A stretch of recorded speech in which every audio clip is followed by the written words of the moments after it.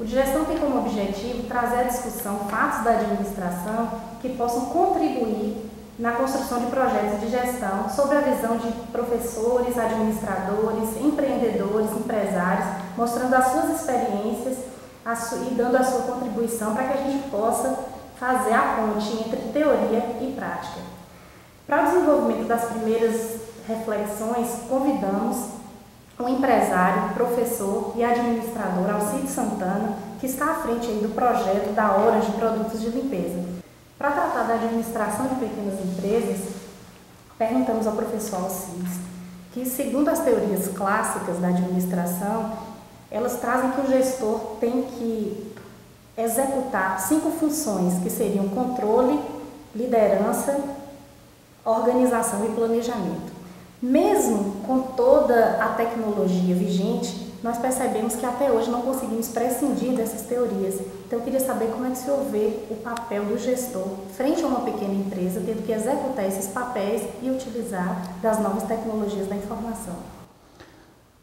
Nota que você falou teoria clássica, e a palavra clássica está aí justamente porque é algo que não é descartável, é uma verdade axiomática. Então, essa verdade, ela transcende o espaço e o tempo. O gestor atual não pode prescindir, independente de que ferramenta ele esteja utilizando, mas desses conceitos clássicos, né, da administração, concebidos lá por Fayol, Taylor, etc. Então, hoje, nessa conjuntura que nós estamos vivendo, a grande carência, a grande ausência global é a ausência de líderes. Nós podemos citar, por exemplo, o Steve Jobs, que acabou de nos deixar, como um líder dessa era contemporânea, mas que exercia perfeitamente esses conceitos clássicos da administração. Nós poderíamos falar em motivos que levam ao sucesso e ao fracasso de gestão de pequenas empresas? Sim, claro que podemos. A administração de empresas é uma ciência. E como uma ciência, ela tem todo o seu objeto de estudo. É o estudo da administração, da gestão, né, do patrimônio, da prosperidade, etc. Então, ignorar esses princípios é, digamos assim, um caminho certo para fracassar. Nem sempre quem sentou nos bancos da academia, na faculdade, opera com esses princípios. E nem sempre aquele que não foi à faculdade deixa de observá-los. Então é muito comum a gente ver alguém dando certo o seu empreendimento e tudo, e depois a gente fica naquela questão, mas ele nunca nem estudou direito e tal, mas porque ele observa os princípios gerais da administração. O problema aí vai acontecer justamente na transição de uma pequena empresa para uma empresa média, uma empresa grande. E aí sim, talvez fuja ao seu controle, porque quando a empresa é muito pequena, um empreendimento que ele intuiu ou percebeu uma necessidade, um nicho de mercado e começou a atuar, ela vai muito bem até certo ponto, mas em algum momento ele vai precisar da administração técnica. Exato. Então, utilizando desses conceitos técnicos e científicos, o que poderia dizer, o que poderíamos dizer para o estudante de administração ou para o graduado que entra no mercado para administrar uma pequena empresa? Por uma coincidência, né, uma sorte assim, até do nosso bate-papo aqui, eu acabo de sair de uma palestra falando sobre o administrador do futuro. E o palestrante dizia das 7 travessias que a gente tem que fazer até chegar na empresa dos tempos atuais. E aquilo me chamou muita atenção quando ele chega,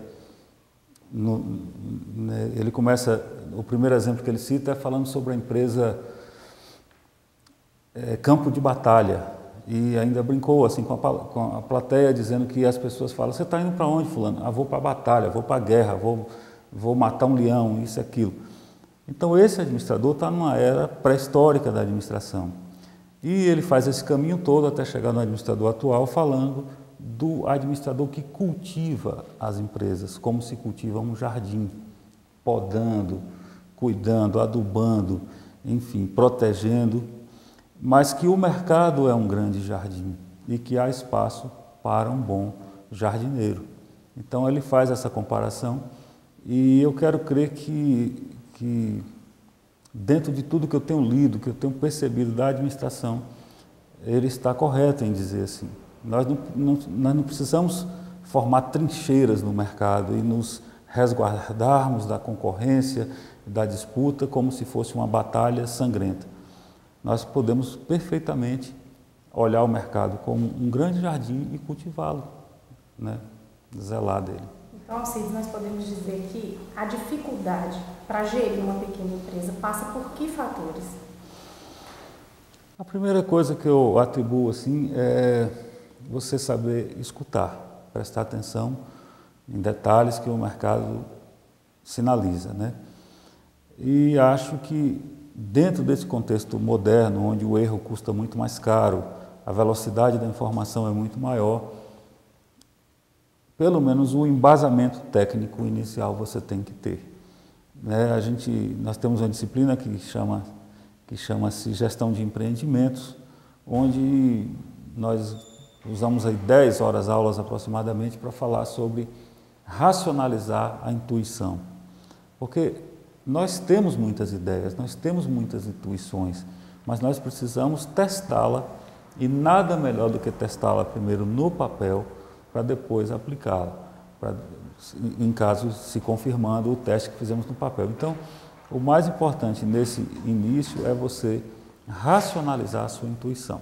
Se aquilo que você intuiu, de fato, é possível, é viável e trará, por exemplo, ou satisfação de desejo ou solução de problemas para um determinado mercado.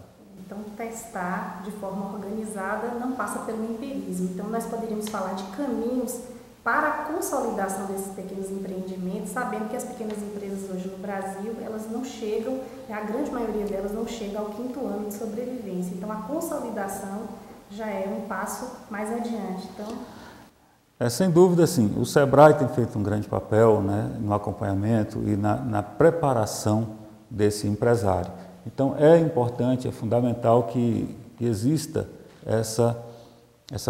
esse caminho, como você se refere, e tem alguns caminhos, né?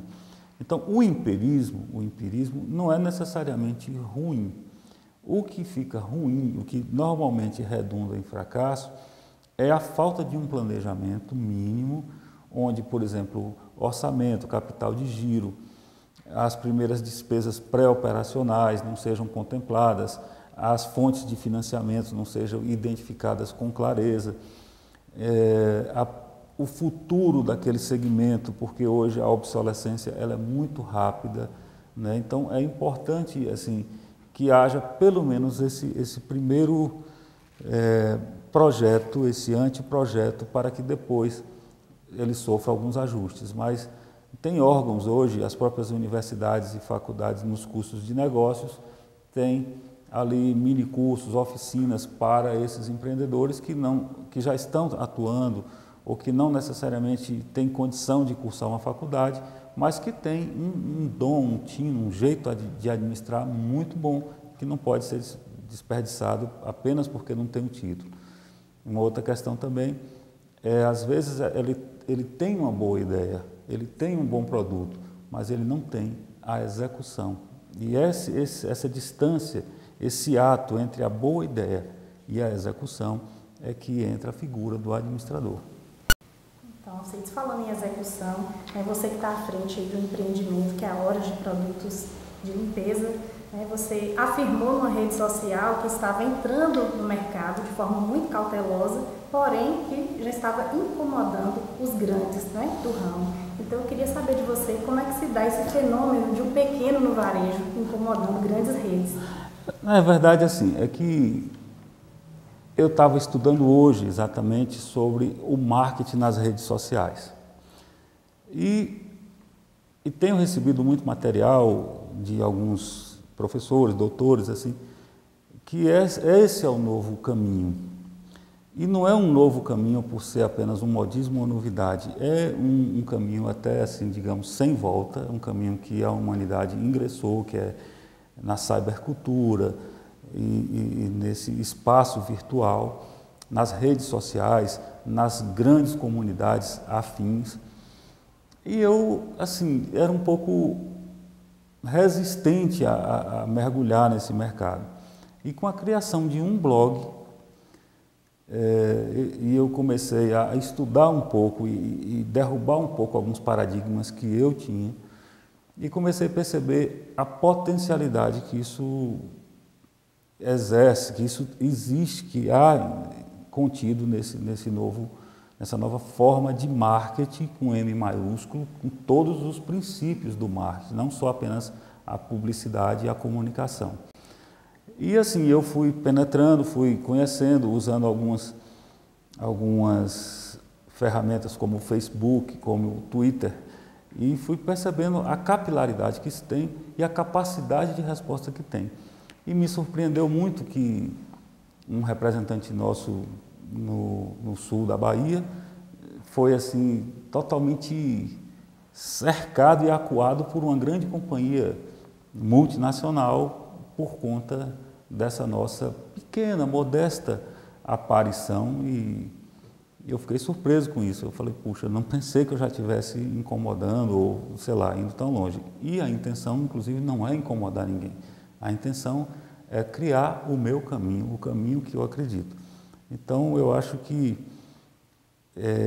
a gente passa por um momento agora de uma transição, de uma coisa muito mais substanciada, materializada, para uma coisa mais virtualizada, e que, como diz Manuel Castells, que não é, nem por isso, deixa de ser real.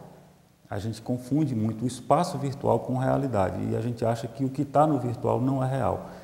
E tanto o Pierre Levy como o Castells falam ao contrário, que é virtual, mas é real. E eu estou sentindo o impacto disso nos próprios pedidos que chegam, nas próprias consultas, nos prospects.